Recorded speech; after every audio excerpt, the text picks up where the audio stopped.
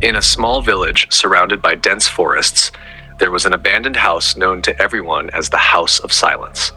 No one dared approach it after sunset, for the air inside was heavy, as if every corner held an ancient scream, and the windows reflected the moonlight in a strange way, like eyes watching passers-by.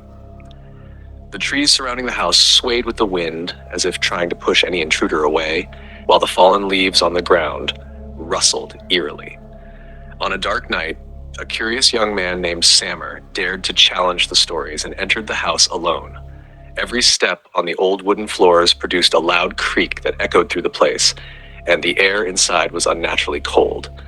The first room was filled with dust and old books, some fallen to the ground, some with barely legible titles. On the wall hung a large broken mirror. Sammer approached it slowly and saw his reflection, but behind him was a faceless dark figure moving slowly as if it had been watching him for years. Sammer froze in fear and tried to scream, but his voice vanished suddenly, as if the house had swallowed it.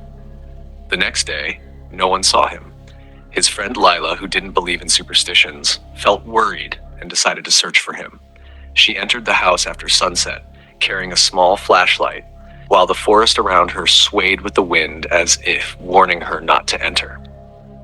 The dim light filtered through the broken windows, casting strange shapes on the dusty walls, and occasionally, shadows seemed to move as if they were living creatures. Lila began to move through the dark rooms, each step producing a frightening creak, the air growing colder with every room she entered, as if the house itself was breathing around her. Suddenly, she heard Sammer's voice calling from the upper floor, distant and fragmented. "Lila, help me." She ran toward the sound and found the stairs to the upper floor collapsing before her, but she managed to hold onto the edge. There she saw the broken mirror again, and the dark figure was moving lightly, approaching her reflection as if it had been waiting for her all along. The faint light from the flashlight made her face appear distorted in the mirror, and the shadows behind her moved unnaturally. When Lila screamed for help, the rooms around her began to change.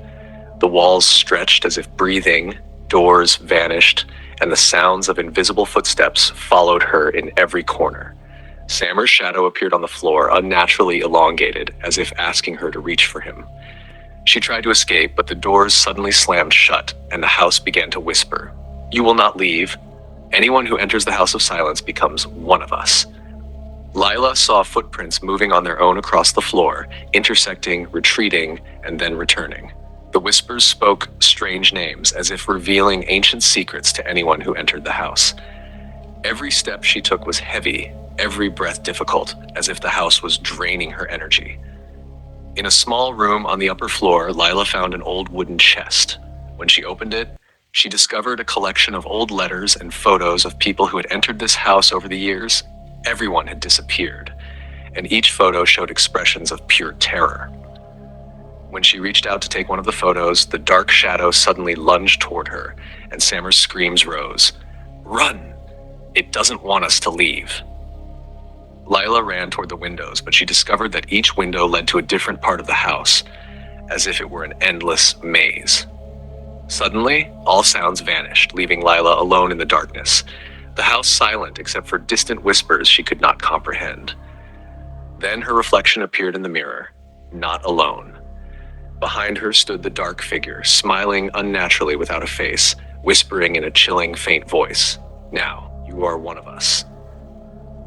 The scene gradually faded to black, with distant whispers and the echo of Sammer and Lila's footsteps lingering through the house, as if the house were still alive, waiting for its next victim.